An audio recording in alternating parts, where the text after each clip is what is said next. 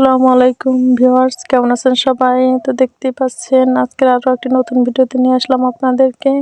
তো দেখেন একটা বেড়, তো বেড়ে একটা গাছ ফালানো, এটা বের হয়ে আমরা ওই পেরে যাবো। আমার সাথে আমার মেয়েও আছে আমার কোলে।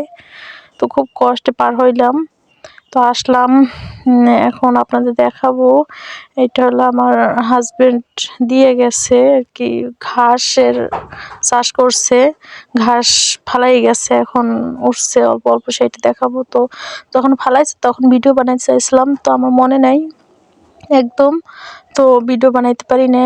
তো এখন চিন্তা করলাম ঘাস যখন উঠছে তো এখন থেকে রেগুলার ভিডিও দিই এটা দিয়া।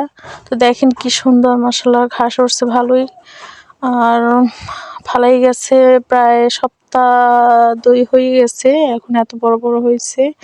তো দেখেন ভালোই উঠছে ঘাস। এই প্রথমবার আমার হাজবেন্ড আর কি ফালাইছে, এর আগে ফালায় নাই। তো একটু কম হয়তো বা উঠতে পারে, ও ভালো করে ফালাইতে পারে না, তাড়াহুড়োর মধ্যে ফালাই গেছে জমি চাষ দিয়া। তো দেখেন মাঝে মাঝে কিন্তু একটু কম উঠছে আবার উঠছে। তো এরপর আরও নাকি পরেও নাকি উঠবে, ধীরে ধীরে ওঠে এটা। তো দেখেন ভালোই কিন্তু হয়েছে, দেখা যাচ্ছে অল্প অল্প।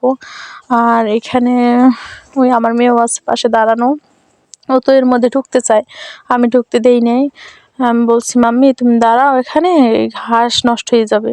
তো আমার কথা তো শোনে না একদম। তো দেখেন অনেকখানি জমিতে কিন্তু ঘাস দিচ্ছে এখনো, আবার আমার মেয়ে আবার একটা ইয়া দিয়ে খেলে। তো আমি এখানে ওরে পাশ কাটাই, তারপর ওই পাশে গেলাম। দেখেন কতখানি জমিতে ঘাস দিচ্ছে, একটু দেখেন আপনারা। তো আমাদের এই ঘাস দেওয়া মূলত জার্সি, আমাদের যে গরু 2টা আছে না, ওই 2টার জন্য।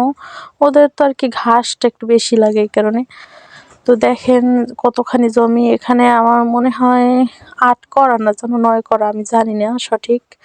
আমার শাশুড়ি বা শ্বশুর তারা আর কি জানে।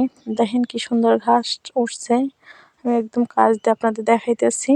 এখন কিন্তু চিকন চিকন, আমার হাজবেন্ড, আমি দেখি না এই ঘাসগুলো আর কখনো। আমার হাজবেন্ড বলছে কি এইটা নাকি অনেক বড় হয় আর আপনার মোটা হয়, এটা নাকি ইয়া, ওই যে আমাদের ঘাস কাটার ইয়ে আছে, ওইটা দিয়ে নাকি কাইটে খাওয়াইতে হয় গরুকে।